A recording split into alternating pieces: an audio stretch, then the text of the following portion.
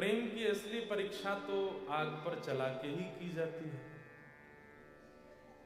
बाकी सबको वीकडेज दे रहे हैं, तो वहां पर 1000 लोग यदि कथा सुनने आ रहे हैं तो उनमें से 10, 15, 20, 50, 100 लोग ऐसे भी आ रहे हैं, चलो वीकेंड है, भोजन बनाना नहीं पड़ेगा, वहीं चलते हैं। उनमें से कुछ ऐसे लोग भी आ रहे हैं कि चलो कुछ मिल जाएगा इसी बहाने। बाकी महाराज जी के एक आध भजन थोड़े सुने हैं, पॉपुलर से हैं, थोड़ा नाच भी है, मनोरंजन भी हो जाएगा। पर वीकडेज में तो वही आएंगे जो तड़प रहे होंगे ठाकुर जी के, जो व्याकुल होंगे, जो वास्तव में प्रेमी होंगे, जो वास्तव में जिनको भोजन की सुध नहीं है, रोटी की सुध नहीं है, काम पर भी यही लग रहा है कि बस जल्दी करें, पहुंचे 6 बजे टाउन हॉल में जाके अपनी सीट पकड़ लें, महाराज जी आएंगे, 2 ही दिन के तो आ रहे हैं, फिर कथा सुनेंगे। तो इसलिए ये वीकडेज देकर के आप लोगों का प्रेम ही परखा जा रहा है। और जिस हिसाब से आप लोग वीकडेज में भी आए हैं, मन तो हो रहा है कि आप सबकी नजर उतार लें, लेकिन आप लोग ज्यादा अभिमान में ना आ जाओ, इसलिए बस बहुत अच्छा है। एडिलेड वासियों ने हमको बिना कथा प्रारंभ की करने से पहले ही हृदय जीत सा लिया है।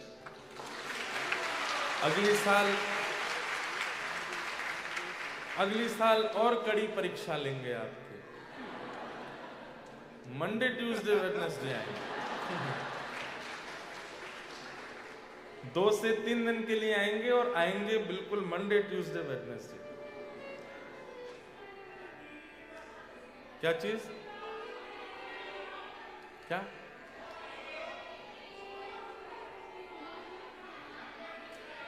अरे एक बोलो, क्या? 5 days, Monday to Friday. Monday to Friday.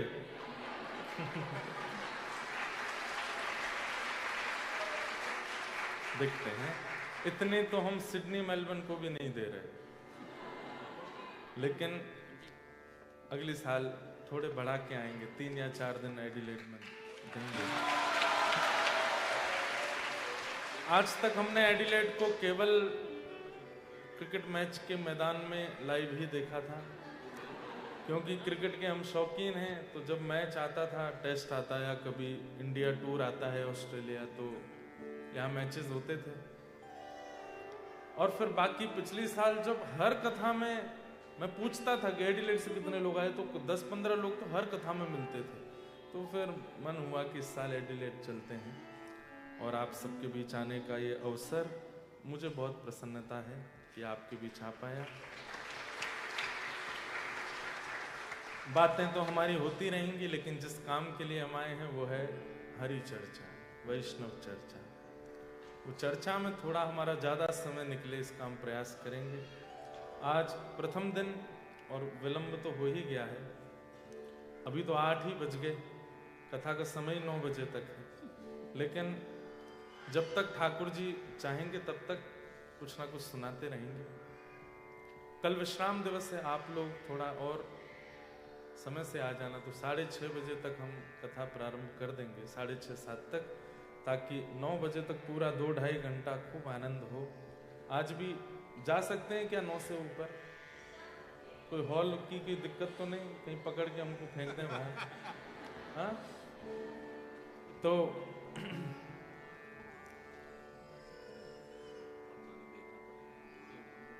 Hari कृपा है कि हम यहाँ हरि चर्चा श्रवण के लिए आए। मेलबर्न में अभी 3 दिन तक भक्त चरित्र, कुछ भक्त भाव। अच्छा, एक बात निश्चित है कि ठाकुर जी का अपना कोई चरित्र नहीं है, भक्तों से ही ठाकुर जी का चरित्र बनता है। आप कहोगे कृष्ण लीला, तो कृष्ण लीला में नंद यशोदा कौन है?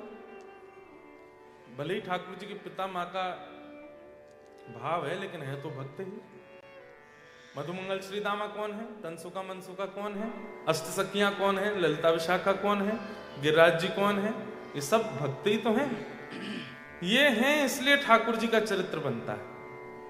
अपना अगर कह दिया जाए अकेले ठाकुर जी का कोई चरित्र हो जाए, अकेले ठाकुर जी का कोई चरित्र नहीं। अर्जुन के कारण ठाकुर जी का चरित्र है, सुदामा के कारण ठाकुर जी का चरित्र है, उद्धव जी के कारण ठाकुर जी का चरित्र है। तो भक्तों से ही भक्तों से ही भगवत प्रकट होते हैं।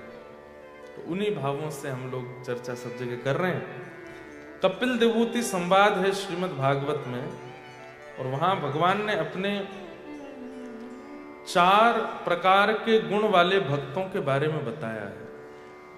इसी विषय को लेकर के हम 2 दिन यहां चर्चा करेंगे। और आपके मन में अगर कोई प्रश्न हो, संशय हो, तो आप पूछ सकते हैं, लेकिन कथा के बीच में नहीं। कल हमारे आने से पहले आप यहां लिख के स्टेज पर पहुंचा दीजिएगा अपने प्रश्न भगवत संबंधी होने चाहिए, भक्ति मार्ग संबंधी होने चाहिए, भक्ति पथिक भाव से होने चाहिए, कोई संसारी उसमें ना हो बातें। ऐसे प्रश्न आप कर लीजिएगा, तो हम कथा में आते ही पहले आपके उत्तर देंगे, फिर उसके बाद कथा प्रारंभ करेंगे। और प्रश्नों की संख्या बहुत ज्यादा होगी, तो कुछ मुख्य प्रश्न चुन करके उन पर उत्तर देके फिर कथा आगे करेंगे। कपिल देवूति संवाद, जहां पर देवभूति माता को भगवान कपिल, 24 अवतारों में एक अवतार भगवान का कपिल अवतार, कपिल भगवान ने विशेष रूप से सांख्य शास्त्र का निरूपण किया, जिसको हम दर्शन शास्त्र, फिलॉसफी कहते हैं। भगवान कपिल से ही वो प्रकट हुई है। तब भगवान 4 प्रकार के अपने भक्तों के विषय में बताते हैं, तामस, राजस, सात्विक और निर्गुण। इन चारों भावों को सुनकर के आप लोग आकलन कीजिए कि क्या ये गुण मुझ में तो नहीं, और इन चारों में कौन प्रिय कौन अप्रिय, यह भी ठाकुर जी ने बताया। मुझे कौन से प्रिय है और कौन से अप्रिय है। तो सबसे पहला भगवान यहां वर्णन कर रहे हैं, सब लोग बहुत ध्यान से सुनिए। भक्ति योगो वह विधो मार्गेर्भामिनी भाव्यते, स्वभाव गुण मार्गेण पुंसां भावो विविद्यते। हे मां, अपनी मैया को प्रवचन कर रहे हैं। पूरा कपिल देवूति संवाद तो नहीं सुनाऊंगा मैं, लेकिन बस ये समझ लीजिए कि अनेक प्रयास और तप करने के बाद भगवान पुत्र रूप में प्रकट हुए देवभूति माता के। और मैया ने, अच्छा ये बीच बीच में ये बहुत सुंदर हारमोनी चलती रहेगी बच्चों की, आप इसके सहित कथा सुनिएगा। कहीं से चीखने की आएगी, कहीं से चिल्लाने की, कहीं से रोने की, तो ये तो स्वाभाविक है। तो ये इसके बीच में आप डिस्ट्रैक्ट मत होना, मैं भी नहीं होऊंगा। और ऐसा करना नहीं कि कल से आप आओ बच्चों को नहीं लाओ, बच्चों को तो जरूर लाना है, लेके आइए। पर बीच बीच में जब लगे कि बहुत ज्यादा ही हो रही है, हारमोनी की आवाज बहुत तेज हो रही है, तो थोड़ा उसको जो है सुला आइए या बाहर थोड़ा घुमा लाइए। क्योंकि इतना गंभीर प्रसंग कहेंगे, कुछ भाव, क्योंकि कई भाव प्रकट होते हैं, और वो अगर उसमें विक्षेप ना हो, बस बच्चों को लाइएगा जरूर। लेकिन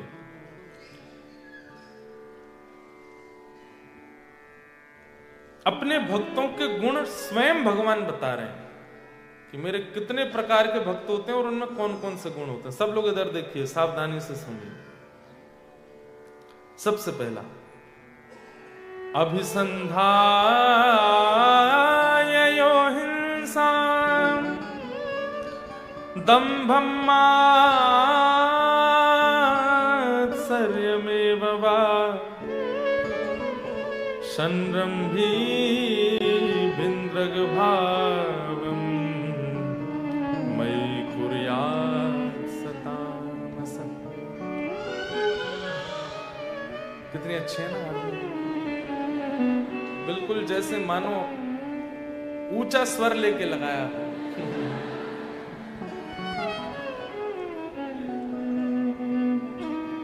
सबसे पहला भगवान बता रहे हैं तामस, मेरे तामसी भक्त का स्वभाव कैसा होता है। अभिसंदाय यो हिंसाम। ये करते तो मेरी भक्ति है, आते तो मेरे मंदिर में है, मेरा भजन भी करते हैं, नाम भी करते हैं, कथा भी सुनते हैं, उपासना भी करते हैं, लेकिन इनकी तामसिकता खत्म नहीं होती। मतलब कथा भी सुनेंगे, मंदिर भी जाएंगे, नाम जप भी करेंगे, पर खाने की बारी आ जाए तो प्याज भी खा जाएंगे, लहसुन भी खा जाएंगे, कभी कभी तो मांस तक भी खा जाएंगे, छोड़ नहीं सकते। पीने की बारी आ जाए तो चलो सोडा आदि तो कोई बात नहीं, लेकिन वो भी पी लेते हैं जो नहीं पीना चाहिए। मतलब भजन भी करते हैं और सारे संसार के काम भी करते हैं। ठाकुर जी कहते हैं ये तामसी भक्त है। मां ने धीमे से पूछा आपको पसंद है? ठाकुर जी ने कोई उत्तर नहीं दिया, प्रिय नहीं है। और हां या ना अगर ना बोला जाए, कुछ आपने पूछा और सामने वाला व्यक्ति अगर मौन हो जाए तो उत्तर मतलब ना ही है। ठाकुर जी कहते हैं ये मुझे प्रिय नहीं। क्यों? इनका स्वभाव तामसी है। पता चल जाए कि एडिलेट में कथा हो रही है तो पूरी योजना बनाएंगे, हम सुनने जाएंगे, हाँ पूरे परिवार सहित जाएंगे, ठीक है, 2 दिन कथा भी सुनेंगे, नवरात्रि में 9 दिन पूरी देवी जी की चौकी बैठाएंगे, और वो श्रावण का महीना आएगा रोज शंकर जी पर जल चढ़ाने जाएंगे। लेकिन जब सामान्य दिनों की बात आती है तो खाने में भी कोई कसर नहीं, पीने में भी कोई कसर नहीं, और हम केवल खाने पीने तक ना रहे, स्वभाव में भी छल भी करते हैं, कपट भी करते हैं, दंभ भी करते हैं, दूसरों का बुरा भी करते हैं, निंदा भी करते हैं, सब काम करने में ये रुचि रखते हैं। मतलब एक प्रकार से संसारी जीव है, पर उसमें एक गुण है, क्या? वो कथा भी सुनते हैं। जैसे रावण सारे गलत काम करता है, लेकिन उसका एक गुण आ जाता है, क्या? महादेव की उपासना भी करता है, नित्य महादेव का अभिषेक भी करता है, त्रिपुंड भी लगाता है, संस्कृत का विद्वान होने की वजह से रोज नए नए स्तुतियों की रचना भी करता है तो भक्त। यस्यास्त्रे द्राट द्राट डुट डुट ममलम टम टम टम टम टम डम शम डुडम शम डुहि डुहि चकितम भूपके भूपनालम तैलम तैलम तो तैलम खुकु खुकु खुकु ख्वांग ख्वांग ख्वांग ख्वांग ख्वांग ध्यायन्ते यस्य गान्ते वचसित सकलम पातु नो चंद्रचूड़। अब सुन करके क्या लगा? कितनी अद्भुत स्तुति है, शंकर जी का श्लोक है। रचनाकार कौन है? दशानन रावण। तो जो लोग उस समय में ये स्तुतियां सुनते थे, जटाट विज्वल प्रवाह पादित स्थले गले लंबितम भुजंग तुंग मालिकम, जब ये स्तुतियां सुनते थे तो लोगों के मन में एक इच्छा प्रकट होती, कौन है ये, किसने लिखी है? बोले रावण। अच्छा, लेकिन जब पता चला असलियत का तो भजन भी करता है, महादेव की उपासना भी करता है, जल भी चढ़ाता है, नित्य कैलाश दर्शन करने जाता है महादेव का। लेकिन ना तो व्यवहार में परिवर्तन, ना स्वभाव में परिवर्तन, ना भोजन पानी में परिवर्तन, ना अपनी क्रिया में परिवर्तन। ये तामसी भक्त है।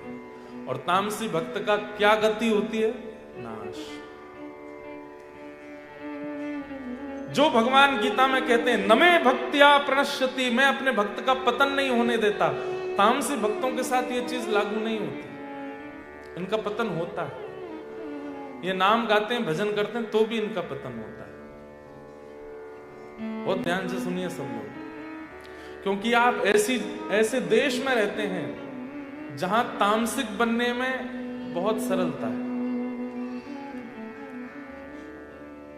जहां तामसी बनना बहुत इजी है। ये भोग देश है, यहां भोग भोगना बहुत आसान है। आंखों की इच्छा, कानों की इच्छा, हाथों की इच्छा, पैरों की इच्छा, जीव की इच्छा, त्वचा की इच्छा पूरी करने में यहां बहुत प्रयत्न नहीं करना पड़ता, बहुत जल्दी पूरी हो जाती है। इसलिए यहां सावधान। मैं कभी कभी मेरे मन में आता है कि भारत में रहने वाले व्यक्ति को इतने परिश्रम की आवश्यकता नहीं है, पर यहां रहने वाले व्यक्ति की तो कठोर परीक्षा होती है क्यों? उसके सामने भोग वस्तु खुले में रखी है, भोग लो। लेकिन यहां रह करके कि भी यदि किसी ने अपने ऊपर संयम कर लिया तो शायद भारत में भजन करने वाले से पहले ठाकुर जी मिल जाएंगे उसको, कि तुमने भोग देश में रह करके भी। अब भारत में भी वैसे कोई कमी तो रह नहीं गई है, सब कुछ हो रहा है वहां भी, और इतना खतरनाक हो रहा है कि समझ नहीं आ रहा क्या हो रहा है। तो तामसी भक्त का भगवान लक्षण बताते हुए कह रहे हैं, इनके अंदर हिंसा की भावना रहती है। मतलब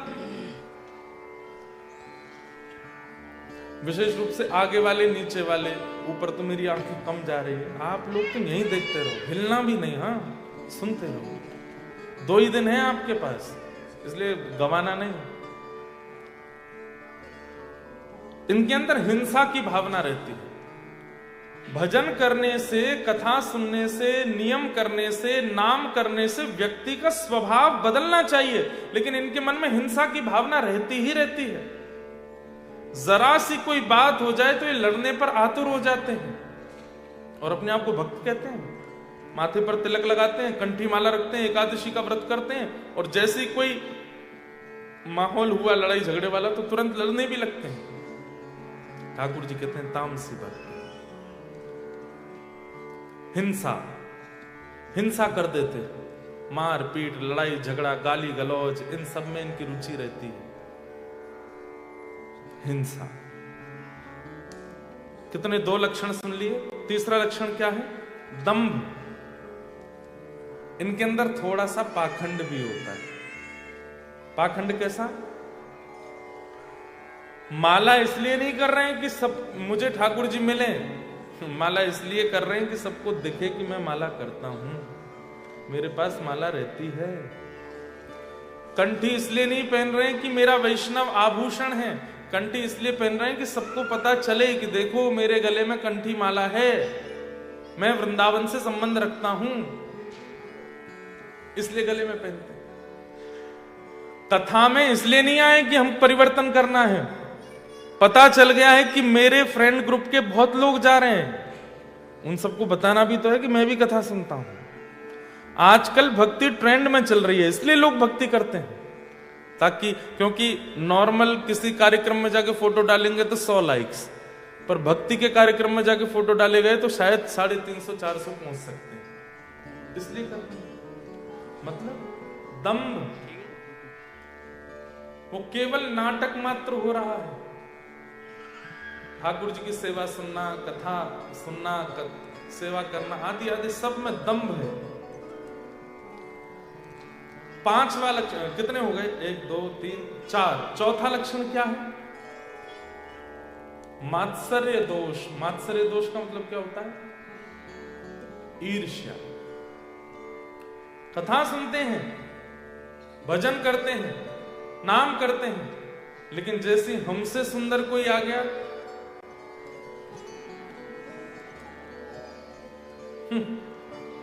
इतना पाउडर लगा के आया मुंह पे, ऐसा बन के आया, ईर्ष्या। कथा सुनते हैं, भजन करते हैं, कीर्तन करते हैं, लेकिन कोई हमसे ज्यादा बढ़िया वाली गाड़ी में आ जाए, सब पता मुझे रेंट पे ले रखी है, उस दिन का रेंट बस दिखा, शो ऑफ कर रहा है सब जगह। ईर्ष्या। अच्छा एक बात कहूं बंधुओं, हमारे अंदर यदि काम है तो काम दोष के साथ में भगवत मिलन हो सकता है, ठाकुर जी कभी ना कभी मिल सकते हैं। क्रोध दोष के साथ भी भगवत मिलन हो सकता है। कोई भी दोष संसार का यदि हमारे अंदर है तो वह ठाकुर जी नजरअंदाज करके हमें मिल सकते हैं, लेकिन एक ईर्ष्या का दोष ऐसा है जिसको ठाकुर जी नजरअंदाज नहीं कर पाए। ईर्ष्यालु व्यक्ति को भगवत प्राप्ति नहीं होती, ईर्ष्यालु व्यक्ति को भगवत दर्शन नहीं होता। इसलिए ईर्ष्या पर तो बहुत ज्यादा ध्यान दी। और एक बात कह दूं, इस पंडाल इस हॉल में बैठे हुए भी 90% लोगों में ईर्ष्या है। हमसे श्रेष्ठ, हमसे ज्यादा अच्छा, हमसे उपलब्धि ज्यादा कोई प्राप्त करता है, परेशानी होती है हमको। और ये एक ऐसा दोष है, अगर ये दोष किसी व्यक्ति के अंदर आ रहा है बार बार, तो इसका मतलब क्या है, अभी संसार से छुट्टी नहीं मिलने वाली, अभी बहुत जन्म लेने पड़ेंगे उसको।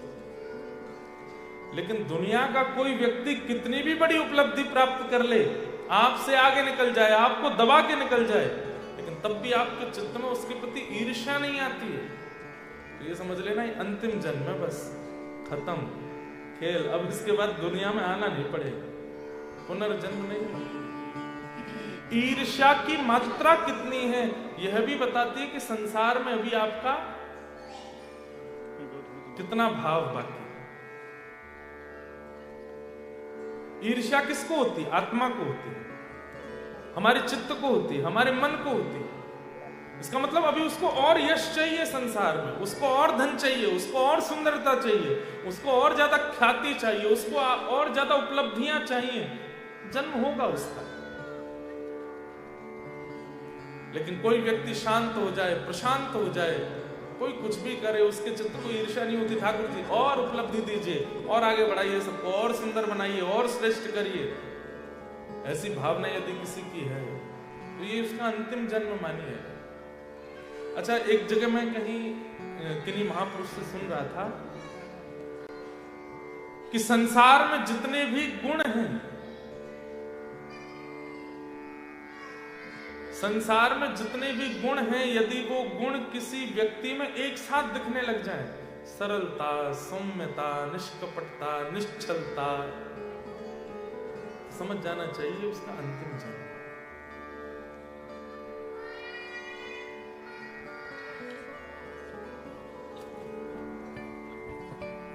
मात्सर्य,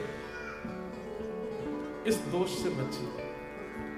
तो भगवान कह रहे हैं तामसी भक्तों में पहला लक्षण क्या है? ये कथा भी सुनते हैं, कीर्तन भी करते हैं, नाम जप भी करते हैं और सारे गलत काम भी करते हैं। दूसरा, इनके अंदर हिंसा की भावना बहुत ज्यादा होती है, लड़ाई झगड़ा, मार काट, मारपीट करने के लिए सदैव तैयार रहते हैं। तीसरा लक्षण दंभ, पाखंड ज्यादा करते हैं, भजन कम करते हैं। चौथा, ईर्ष्या की भावना में सदा संलिप्त रहते हैं, मात्सर्य दोष से युक्त रहते हैं। संरंभी भिन्द्रक भावम मयि कुर्यात् सतामस। इस प्रकार से भजन करने वाले लोगों को मैं तामसी भक्त कहता हूं। मां, ये मुझे प्रिय नहीं, ये मुझे अच्छे नहीं लगते।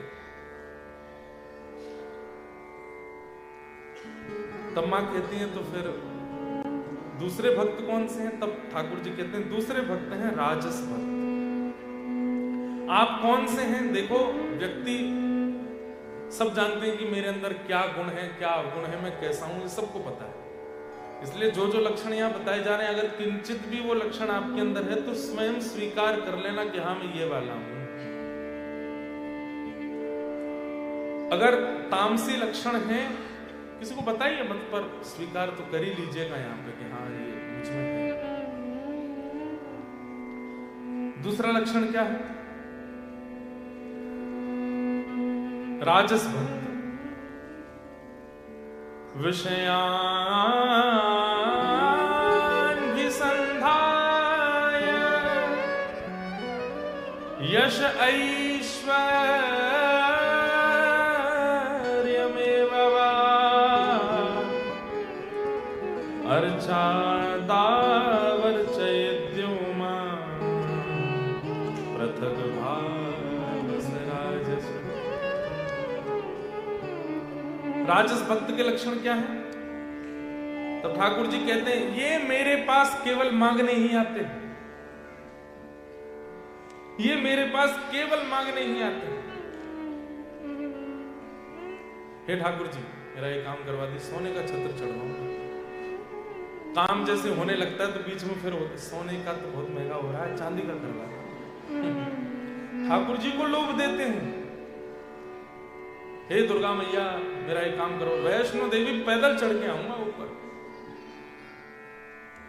लोभ दे रहे ठाकुर जी को, जैसे कोई राजनेता को लोभ देता है कि हमारे यहाँ का ये काम करवा दीजिए, हम आपका ये काम करवा देंगे, हम आपको ये करवा देंगे, हम आपको वोट दिलवा देंगे। अरे आप ठाकुर जी से डील कर रहे हो। ये राजस भक्त। जो केवल विषय के लिए ठाकुर जी से पार्टनरशिप करने लगता है, बिजनेस पार्टनरशिप हो रही है।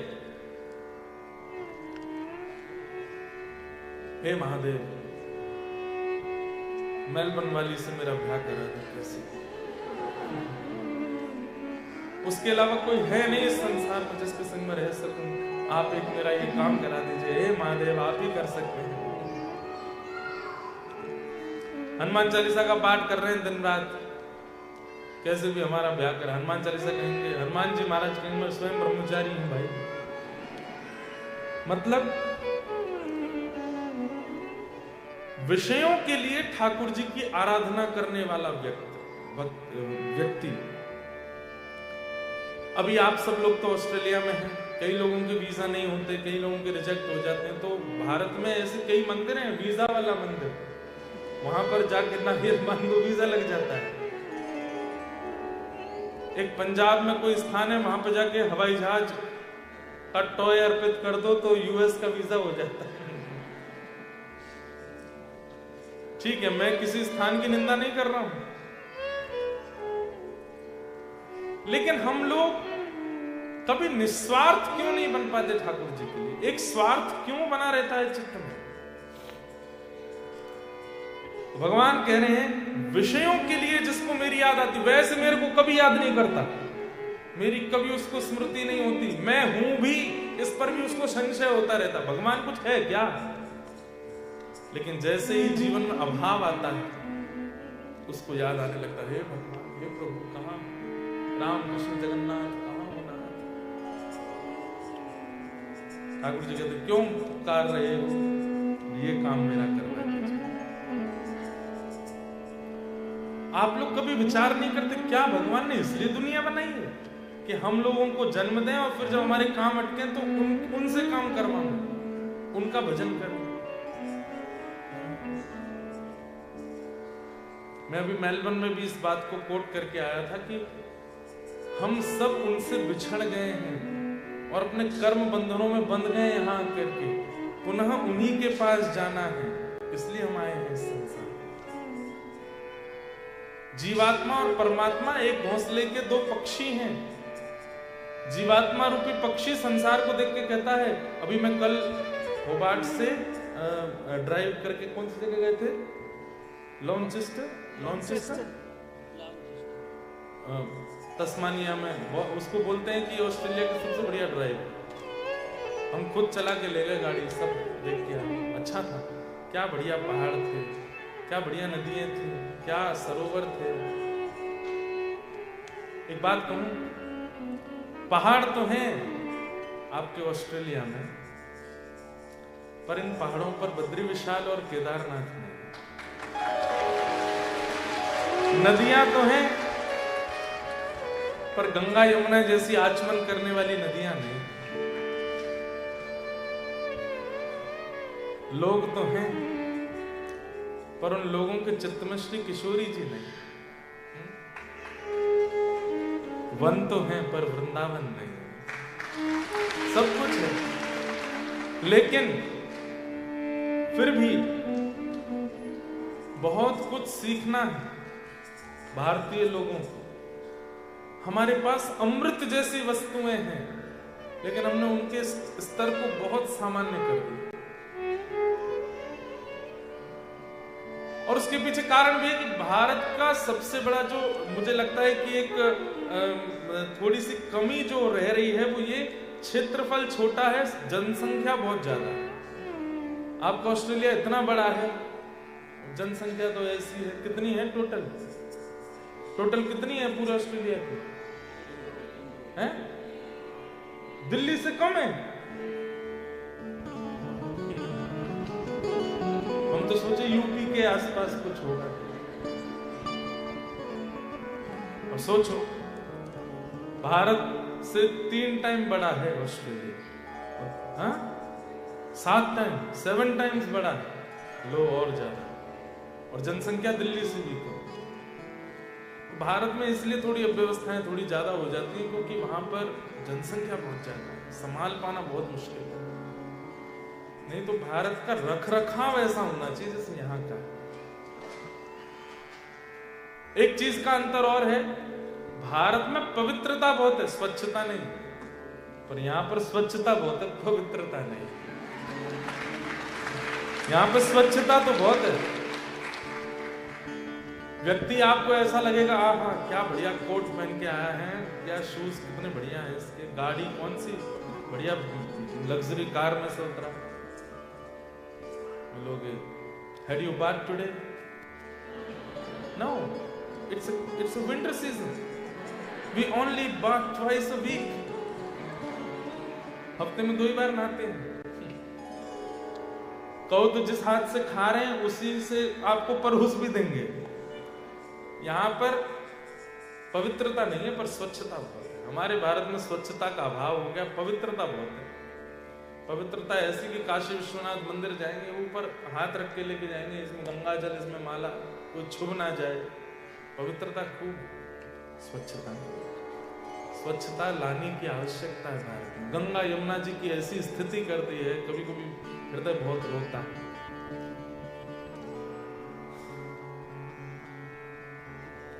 तो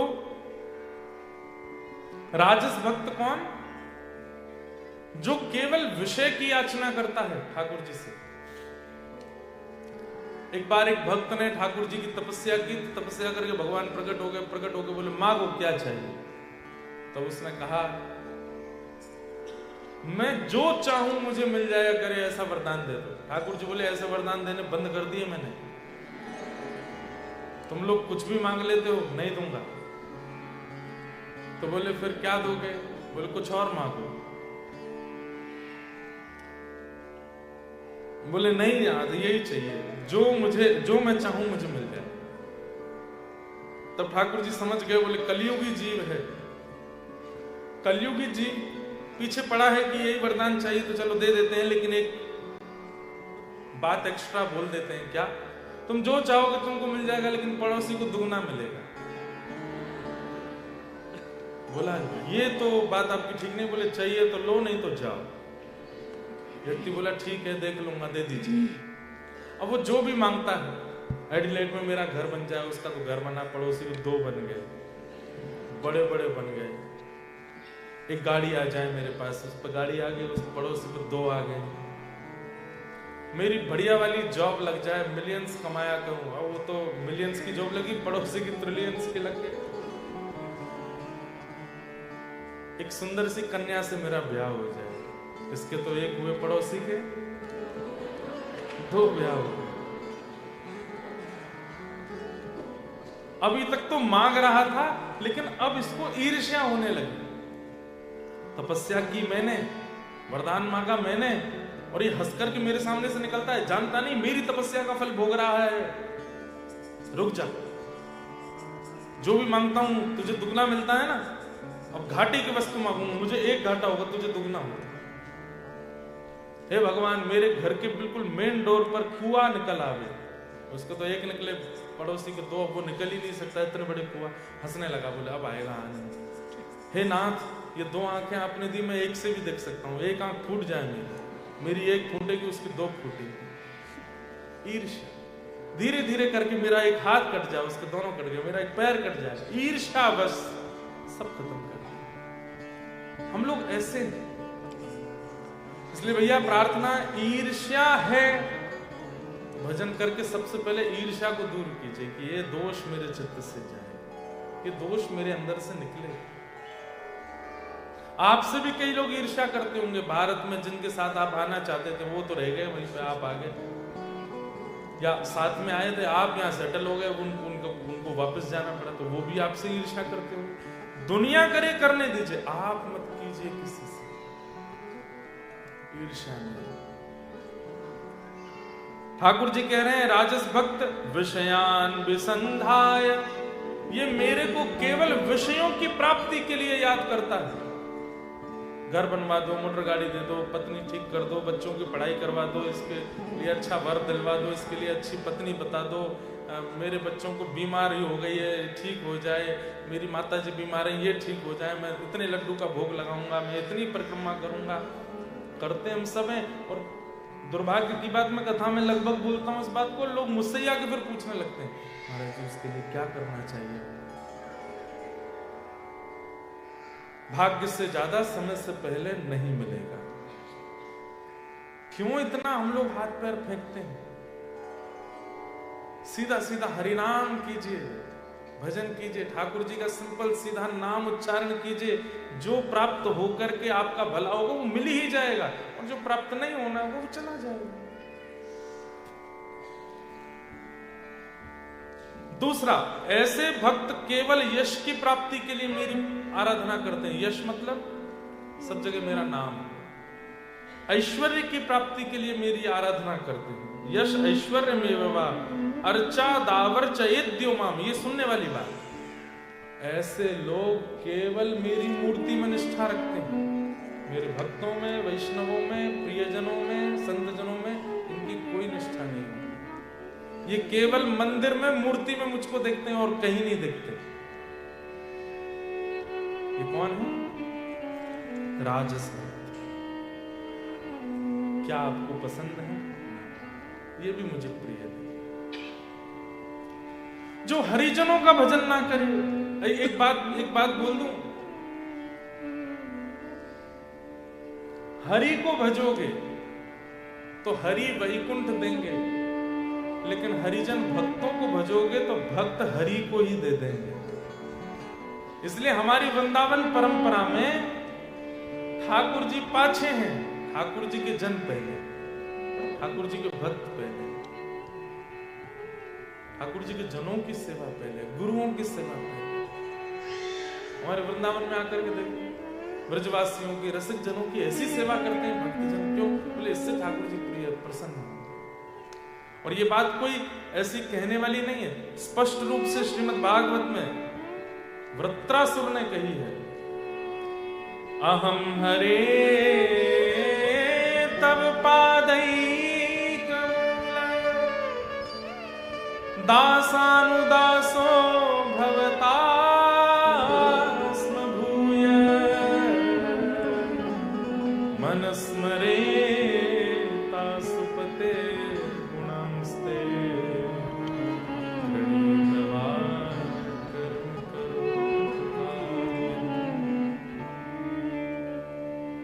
हे नाथ मेरे ऊपर एक कृपा कीजिए। भगवान बोले क्या चाहिए वृत्रासुर? बोले दासान उदासो भवतास्म भूय, आपके दासों के दासों का दास मुझे बना दीजिए। ठाकुर जी बोले मुझे नहीं मांगा तूने, तू मुझे नहीं मांग रहा, दासों के दासों का क्यों? तो वृत्रासुर कहता है, बोले नाथ मैं आपको बहुत प्रसन्न करना चाहता हूं। यदि मैं सीधे आपके चरण पकड़ूंगा तो आप केवल प्रसन्न होते हैं, लेकिन जब दासों के दासों का चरण पकड़ता हूं तो आप बहुत प्रसन्न होते हैं। ठाकुर जी बोले प्रूव करके दिखाओ। बोले गजेंद्र ने आपको बुलाया था, जब मगरमच्छ ने उसका पैर पकड़ा था तब गजेंद्र आपको बुला रहा था, नारायण खिलगुरो भगवान नमस्ते। लेकिन हंस पर बैठ करके जब आप आए हैं, गरुड़ पर बैठ करके जब आप आए हैं, आपने अपने सुदर्शन चक्र से उस गजेंद्र की रक्षा बाद में की, उसके चरणों को मुख में लेके बैठा हुआ वो मगरमच्छ, उसका उद्धार पहले किया। दासान दासो भवतास्म भूय, उद्धार पहले गजेंद्र का होना चाहिए था, पर गजेंद्र से पहले ग्राह का। अरे पुत्र के जन्म होने पर पिता खुश होता है, लेकिन कुछ साल बाद जब पुत्र का पुत्र जन्म लेता है तब तो पिता नाचने लगता है। तो नाथ इसीलिए मैं आपका नहीं, दासानुदासो भवतास, ठाकुर जी ने हृदय से लगा लिया वृत्रासुर।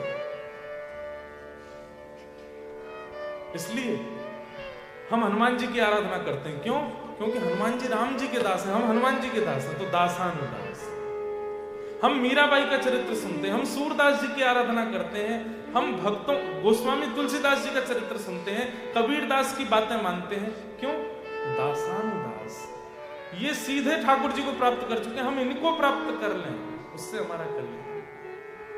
हम इतरवंश महाप्रभु को प्रणाम करते हैं, हम स्वामी श्री हरदास जी को प्रणाम करते हैं, हम श्रीमद रामानुजाचार्य जी को प्रणाम करते हैं, हम रामानंदाचार्य जी को प्रणाम करते हैं, हम श्रीमद वल्लभाचार्य जी को प्रणाम करते हैं।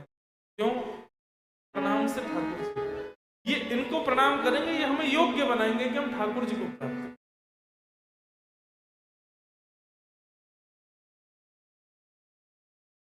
तो जो केवल मेरी अर्चा विग्रह में ही निष्ठा रखते हैं, बाकी मेरे धाम में, नाम में और मेरे भक्तों में बिल्कुल निष्ठा नहीं रखते। ऐसे लक्षणों वाले तामस भक्त हैं, राजस भक्त हैं, ये भी मुझे प्रिय नहीं लगते, प्रिय नहीं, अच्छे नहीं।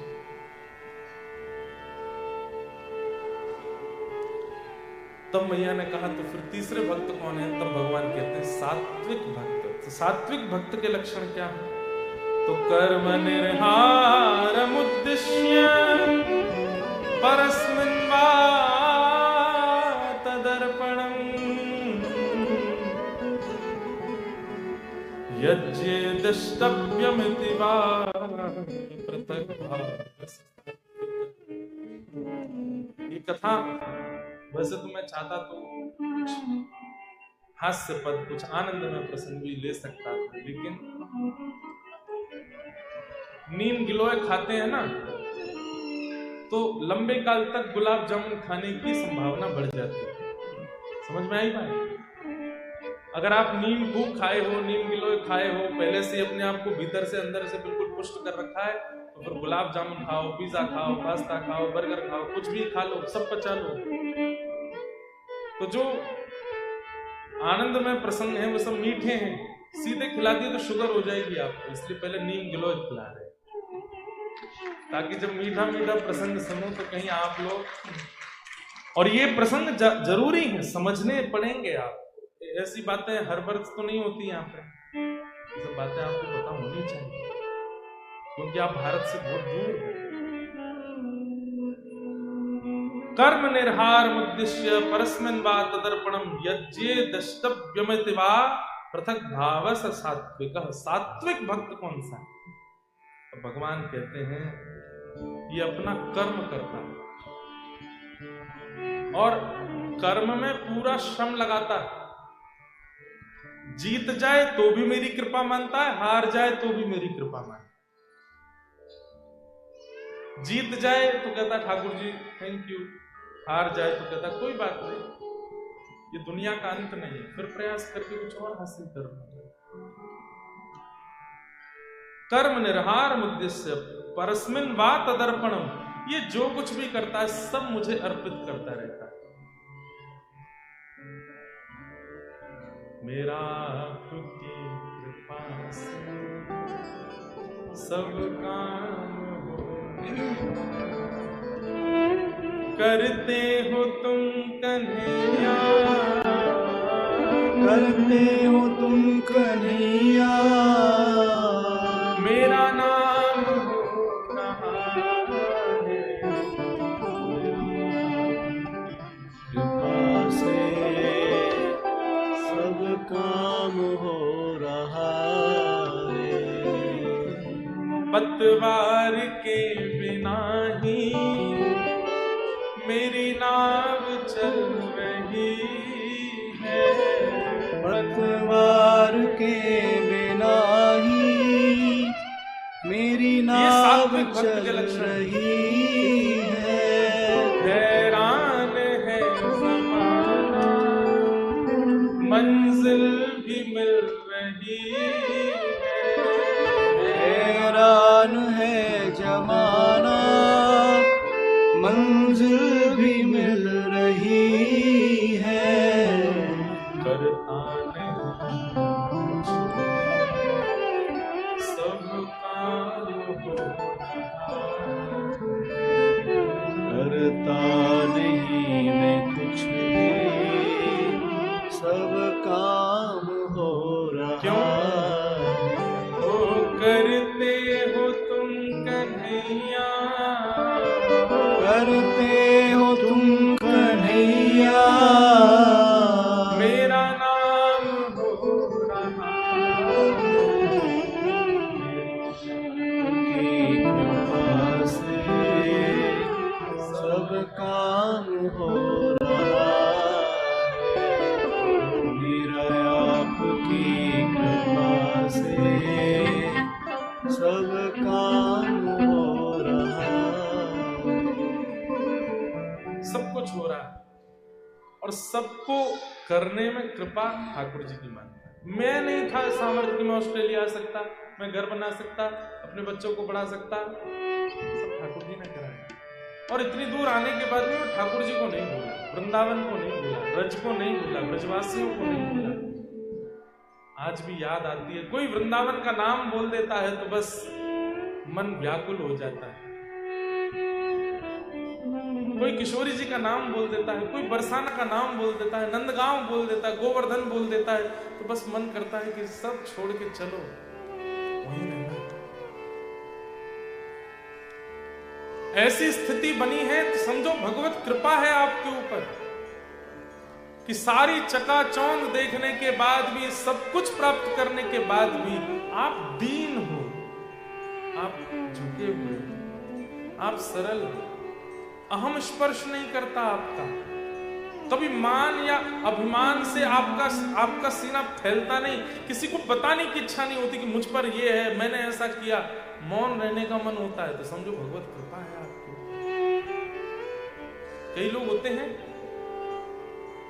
अगर हमने नहीं पूछा तो वो जानबूझ के बताते हैं कि हमारे पास ये भी है, हम ऐसा भी करते हैं, ये वाला भी बात है, ये भी है, ये भी है। क्यों? और कई लोग हैं अत्यंत योग्य होते हुए भी मौन बैठे रहते हैं, कुछ नहीं बताते। एक जगह मेरी कथा हुई, बहुत विशाल कथा, भारत में हजारों लोग कथा में आते थे।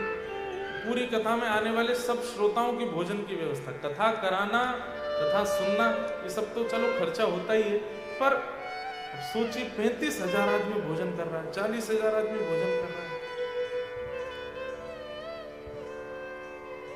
7 दिन तक मुझे पता लगा कि एक व्यक्ति जो रोज आके पूजन करते थे, तो हमने कहा कि 7वें दिन मैंने कहा आपने भाई बहुत बढ़िया कथा। बोले महाराज जी रो गए, बोले मैं तो कंपनी का मैनेजर हूँ, मालिक साहब तो मैं पीछे बैठ के कथा सुन, मुझे ही यजमान बना दिया ताकि वो दिखे नहीं किसी कर, तो वही रहे। मन में इतनी सात्विक भावना उनके लिए आई ना कि इतना सब कुछ करने के बाद भी पीछे रखने की इच्छा हो। क्यों? क्योंकि मैं कर ही नहीं रहा हूं, सब ठाकुर जी कर रहे हैं। ये सात्विक भक्त का लक्षण। बड़ी से बड़ी क्रियाएं करने के बाद भी, बड़ी से बड़ी योग्य सफलताएं प्राप्त करने के बाद भी अत्यंत दीन बना रहता है, अत्यंत दीनता, अत्यंत शांति, अत्यंत मौन की स्थिति में रहता है। भगवान कहते हैं वो सात्विक भक्त है। क्यों? क्योंकि वो ये विश्वास कर चुका है कि मैंने किया ही नहीं, ठाकुर जी ने किया। ये मुझसे अच्छा एक बात बोलूं, ऐसे बोलने वाले लोग बहुत मिलेंगे आपको।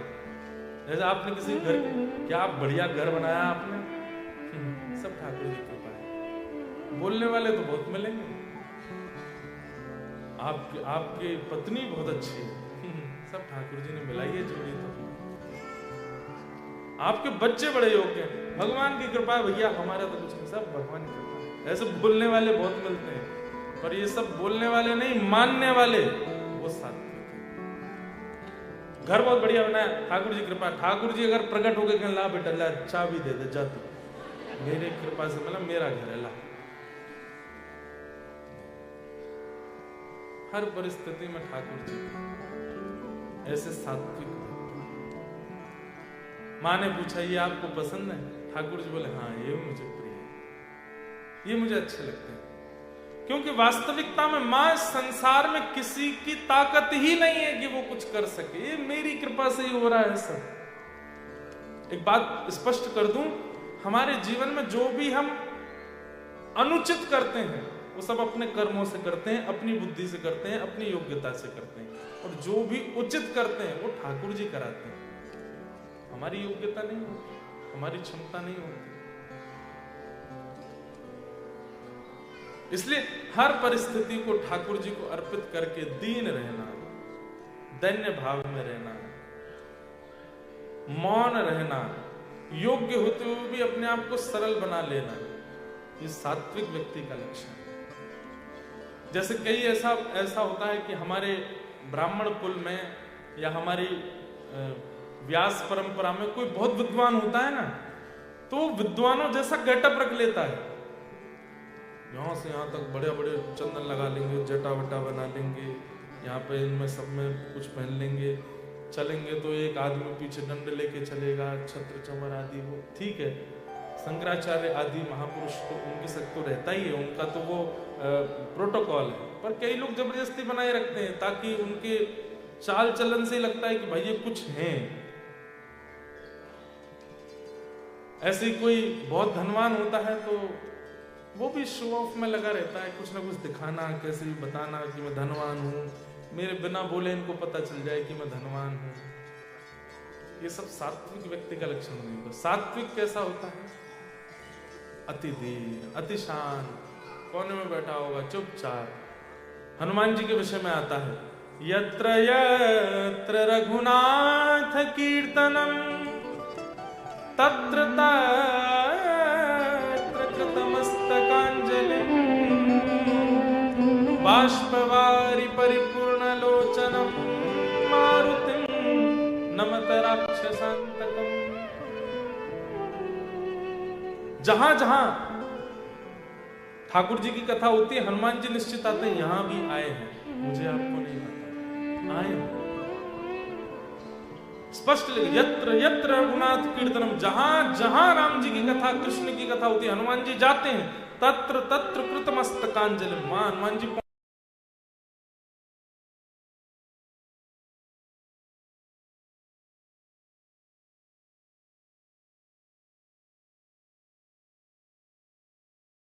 सामान्य से कोई नेता आ जाता है तो उसको लगता है मुझे आगे बैठाया जाए, कुर्सी पे बैठाया जाए, इतना सब कुछ शो। लेकिन हनुमान जी महाराज, चारों युग प्रताप तुम्हारा है, प्रसिद्ध जगत उजियारा, साधु संत के तुम रखवारे, असुर निकंदन नाम तुम्हारे। ऐसे हनुमान जी महाराज कथा में कैसे आते हैं? कोने में बैठते हैं, छुप करके बैठते हैं, चुप बैठते हैं और पूरी कथा में रोते ही रहते हैं। भक्तिमती मीरा भाई धनवान है, योग्य है, सर्वगुण संपन्न है, लेकिन कभी किसी कीर्तन में जाती हैं तो पीछे जाकर के बैठ जाती हैं और ऐसे करताल लेकर के बैठती हैं कि उनको देख के कोई कह ना सके कि एक राजघरानी की कन्या है। सरलता, दीनता, सहजता, ये सब चित्त में आने लग जाए, समझो भगवत कृपा आपके ऊपर बनी हुई है।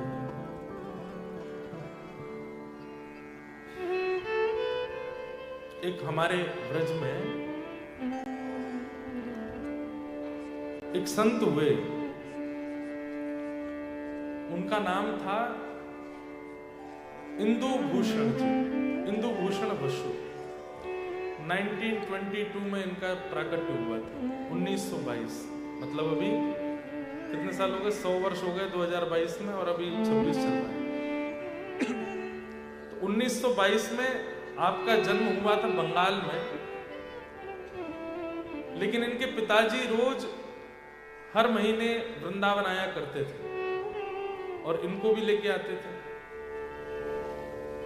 बिहारी जी का दर्शन करते थे। बिहारी जी का दर्शन करके खूब आनंदित होते। इनके पिताजी भी परम वैष्णव भक्त थे, लेकिन बार बार वृंदावन जाते जाते जाते जाते जाते जाते प्रारंभिक स्थिति होती है कि आपने ठाकुर जी को देखा, लेकिन एक स्थिति आती है कि ठाकुर जी ने आपको देखा। आपने ठाकुर जी को देखा, दोनों में अंतर समझिएगा। आपने अगर ठाकुर जी को देखा तो आप वापस आने के लिए तैयार भी हो जाओगे, गाड़ी में भी बैठ जाओगे, एयरपोर्ट भी पहुंच जाओगे, फ्लाइट में बैठ के ऑस्ट्रेलिया वापस आ भी जाओगे। इसका मतलब आप देख के आए। लेकिन यदि ठाकुर जी ने आपको देखा होगा, ठाकुर जी की दृष्टि आप पर पड़ी होगी, तो गाड़ी में बैठने में भी हाथ पैर कांपेंगे। बार बार ठाकुर जी से कहोगे कुछ कर दो, बादल फाड़ दो, वर्षा कर दो, गड्ढे कर दो, दिल्ली ना पहुंच पाए हम, फ्लाइट छूट जाए हमारी। और ज्यों ज्यों वृंदावन से दूर जाओगे त्यों त्यों वेदना बढ़ती रहेगी। दिल्ली पहुंच भी गए तो फ्लाइट में बैठने से पहले लगेगा पासपोर्ट कहीं गिर जाए मेरा, वीजा मेरा खत्म हो जाए, इमिग्रेशन वाले यहीं रोक दें कि तुम नहीं जा सकते। उससे भी क्रॉस हो गए तो लगेगा कोई टेक्निकल प्रॉब्लम आ जाए इस विमान में, ये उड़ ही नहीं पावे, भगवान सॉरी पायलट बीमार हो जाए, कुछ तो करो। कहने का अभिप्राय मतलब ये सब नहीं कि इतना सब कुछ बिगड़े, लेकिन मन में आने लगा मुझे नहीं जाना है, मुझे वृंदावन से दूर नहीं जाना है, मैं व्रत से दूर नहीं रह सकता। इसका मतलब क्या है? ठाकुर जी की दृष्टि आप पर पड़ी, इसीलिए इतनी वेदना हो रही है, इतनी व्याकुलता हो रही है।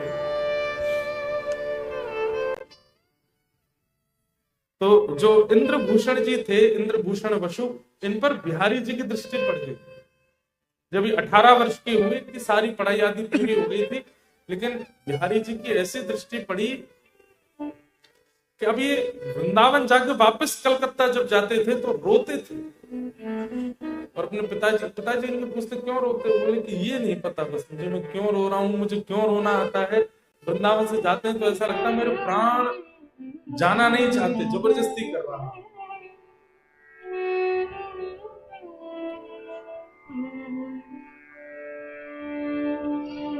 वृंदावन अद्भुत है।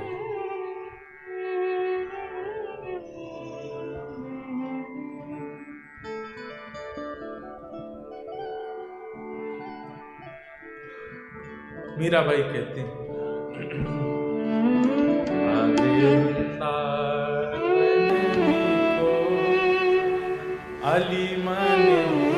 आली मतलब सखी, गाना मीराबाई के साथ।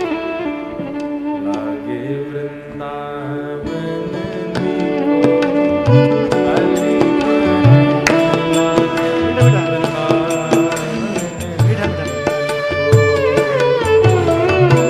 नीको मतलब सुंदर,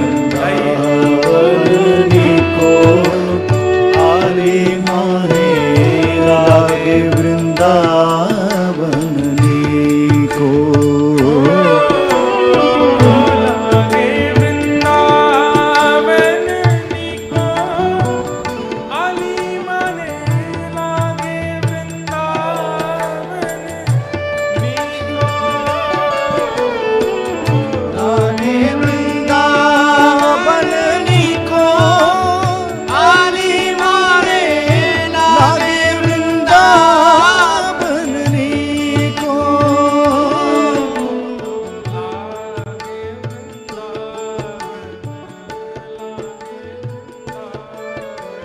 लागे वृंदावन लागे वृंदावन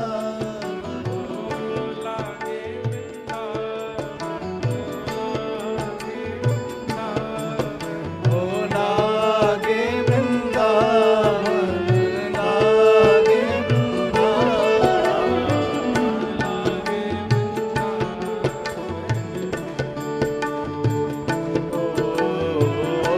लागे